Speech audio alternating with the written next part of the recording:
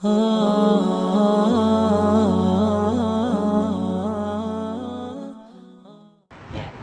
sekarang ini menjadi sasaran adalah teman-teman di Polri dan TNI.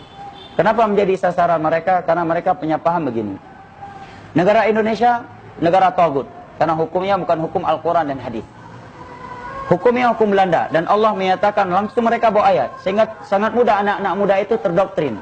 Mereka bawa ayat Allah dalam surat Al-Ma'idah. Wa man lam yahkum bima anzalallah faulaika humul kafirun. Barang siapa yang tidak berhukum dengan hukum Allah, maka mereka kafir. Indonesia pakai hukum Belanda, berarti kafir. Kalau kafir, Allah berfirman dalam surat Al-Baqarah, waqtuluhum haitsu taqiftumuhum. Bunuhlah orang-orang kafir dimanapun kamu mendapatinya. Dapat di Mariot, bom di Mariot, di bandara, Polres Cirebon, dan di mana saja. Kemudian syubhat mereka yang lainnya bahwa negara ini tagut. TNI dan Polri adalah pelindung tagut. Maka kita harus membasmi TNI dan Polri terlebih dahulu karena mereka melindungi tagut. Karena kalau mereka masih berada di Indonesia, kita nggak akan bisa membasmi tagut ini. Nah, anak-anak muda yang baru mendengar ayat dan hadis dan nggak punya background agama kan langsung terdoktrin. Apalagi anak-anak muda yang sudah pesimis dari rahman Allah, sudah banyak maksiatnya, banyak maksiat membunuh, judi, zina, kemudian dicekokin, didoktrin. Ini kamu udah banyak kali berdosa, kamu harus mencari amalan yang bisa segera memasukkan kamu dalam surga. Kamu harus cari jalan pintas masuk surga. Maka didoktrin dengan seperti di atas tadi. Kemudian dikatakan ini jalan pintas masuk surga, yaitu bunuh diri. Nah, untuk menjawab syubhat mereka di atas, bahwa memang Allah berfirman dalam surat Al-Ma'idah, "Wa man lam yahkum bima anzalallah fa ulaika humul kafirun." Barang siapa yang tidak berhukum dengan hukum Allah, maka dia kafir. Tapi masih ada dua ayat yang berbicara tentang hal yang sama di halaman yang sama. Pada ayat berikutnya Allah menyatakan wa man lam yahkum bima anzalallah fa ulaika humut zalimun. Barang siapa yang tidak berhukum dengan hukum Allah, maka dia zalim. Ayat berikutnya wa man lam yahkum bima anzalallah fa ulaika humul fasikun, maka dia fasik. Ini tiga sifat yang berbeda untuk orang yang melakukan satu hukum perbuatan yang sama. Oleh karena itu para ulama menyatakan bahwa tidak setiap orang yang memakai hukum selain hukum Allah, dia langsung kafir. Kapan menjadi kafir? Apabila dia meyakini selain hukum Allah itu lebih baik daripada hukum Allah, atau setara, atau halal. Dan insya Allah pemerintah kita tidak ada yang meyakini hukum Belanda lebih baik daripada hukum Al-Quran dan hadis. Hanya saja karena tekanan politik atau karena hawa nafsu, maka mereka masih muslim, belum sampai kafir. Maka yang datang dalam tafsir ayat di atas, sahabat Abdullah bin Abbas menyatakan kufur duna kufur, kufur yang tidak mengeluarkan seorang dari Islam. Ini jawaban terkait ayat di atas. Kemudian jawaban terkait ayat yang kedua yang mereka gunakan, yaitu firman Allah, waqtuluhum haitsu taqiftumuhum. Bunuhlah orang-orang kafir dimanapun kamu mendapatinya. Maka kita jawab. Yang pertama, tadi sudah terjawab bahwa TNI Polri muslim. Pemerintah kita Pak Jokowi dan jajarannya muslim. Ya, dengan penjelasan di atas tadi. Kedua, andai kata orang tersebut orang kafir, maka dalam Islam ini ada rincian orang kafir. Ada 4 jenis orang kafir. Yang pertama kafir muahad. Kafir yang sudah ada perjanjian antara kita dengan mereka untuk hidup damai, untuk genjatan senjata. Ini nggak boleh diambil hartanya, tidak boleh direndahkan kehormatannya, dan tidak boleh ditumpahkan darahnya. Bahkan Nabi bersabda, man qatala muahadan lam yajid 'arfal jannah wa inna rihaha la tujadu masirata 40 ama. Barang siapa yang membunuh kafir muahad, dia nggak akan mencium bau surga. Dan bau surga dapat dicium semenjak perjalanan 40 tahun.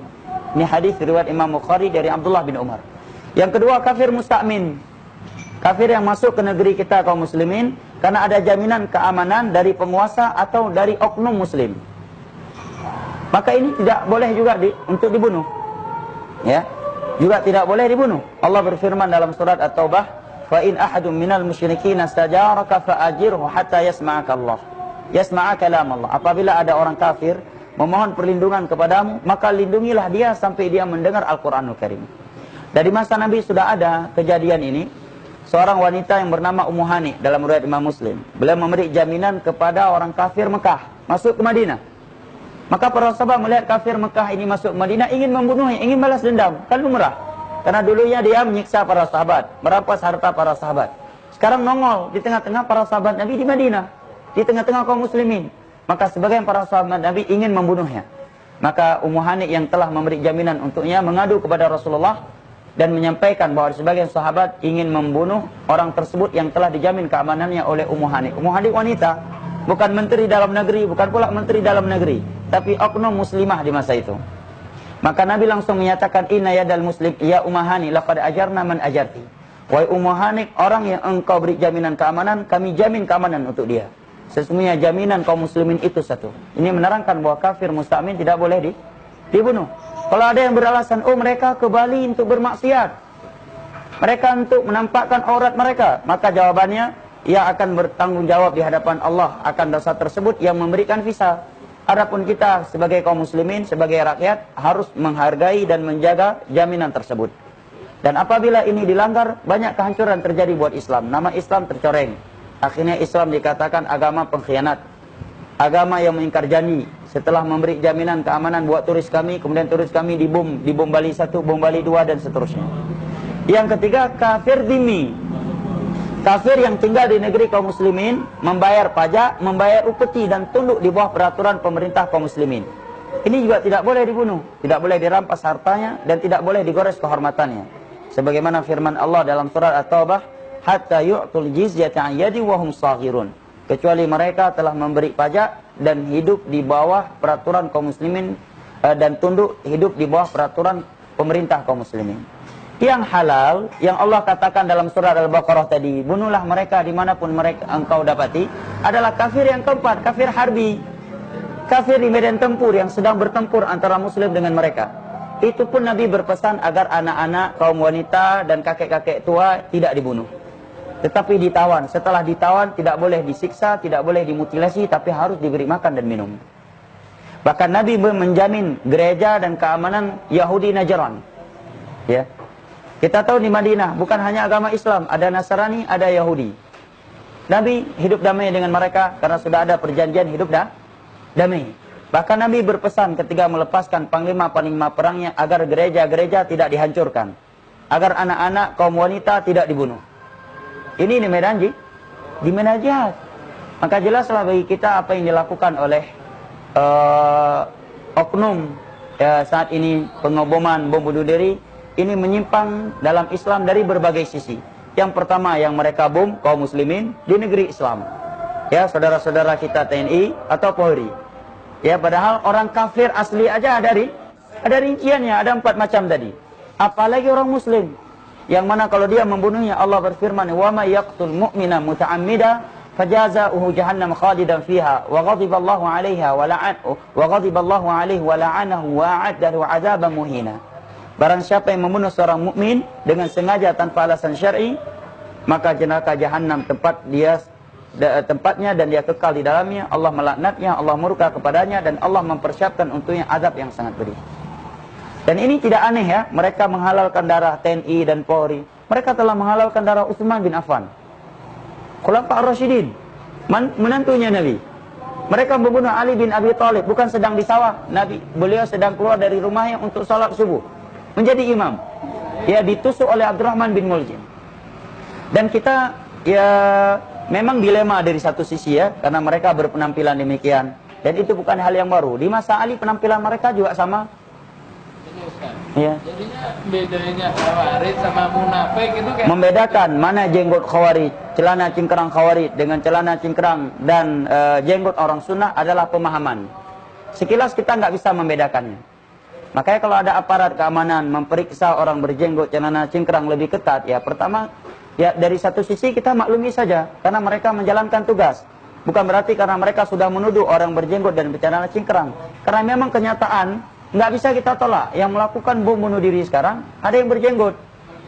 Karena berapa banyak orang melakukan kejahatan di balik penampilan yang baik. Atau memang dia ingin berpenampilan sunnah, tapi pahamnya tadi paham Khawarij. Contoh yang membunuh Utsman tadi berjenggot juga, hafal Al-Quran lagi, puasa Daud, salat tahajud. Demikian juga Abdurrahman bin Muljim tadi, ahli ibadah. Matanya dicopel, dia masih berzikir kepada Allah. Tangannya dipotong, masih saja berzikir. Padahal dia Khawarij membunuh Ali bin Abi Thalib yang keluar dari rumahnya untuk sholat subuh sebagai imam. Ini menerangkan kepada kita pahamnya, bahayanya paham Khawarij. Dan pentingnya menjelaskan kepada masyarakat kita apa itu dakwah sunnah. bahwa jenggot ini bukan simbol Khawarij. Karena jenggot ini dari Nabi SAW, simbolnya Nabi, ya profilnya Nabi kita, celana cingkrang untuk kaum lelaki juga perintah Nabi, hadisnya Bukhari Muslim. Masalah jenggot juga hadisnya Bukhari Muslim, dan sepakat 4 mazhab tentang jenggot buat kaum lelaki. Hanya saja terkadang kita dilema karena orang-orang yang melakukan aksi seperti itu mereka berpenampilan demikian. Padahal teroris bukan dari Islam, sedangkan jenggot, celana cingkrang adalah simbol keislaman. Wanita cadar juga bagian dari Islam, bukan budaya Arab. Ya, dalam surat An-Nur Allah berfirman ya, wala yubdina zinatahunna illa ma dhahara minha wal yadribna bi khumurihinna ala juyumihinna. Demikian juga di dalam surat Al-Ahzab Allah menyatakan yudinina alaihinna min jalabibihin. Bahkan di antara sahabat Nabi ada yang berpendapat tidak boleh nampak kecuali satu mata. 13 tahun di Mekah, istri-istri Nabi nggak ada yang pakai cadar. Istri para sahabat nggak ada yang pakai cadar. Ya. Nabi muncul, orang Arab nggak pakai cadar. Mereka nggak menutup aurat. Beberapa tahun di Madinah baru turun ayat cadar. Sekian tahun di Madinah aja, beberapa tahun awal dakwah di Madinah itu belum ada turun syariat jilbab dan cadar. Sampai beberapa tahun setelah mereka hijrah di Madinah. Ya, jadi teroris bom bunuh diri itu bukan bagian dari Islam. Bahkan bom bunuh diri di medan jihad aja nggak boleh. Dan insya Allah akan kita buat sesi berikutnya syubhat, menjawab syubhat salah satu dai kondang di Indonesia ini yang membolehkan bom bunuh diri dengan alasan di medan tempur. Di medan tempur pun nggak boleh. Dan dia telah mengatasnamakan Syekh Albani, Syekh Utsaimin yang itu bukan bagian dari fatwa mereka. Wallahu a'lam bishawab. Silakan.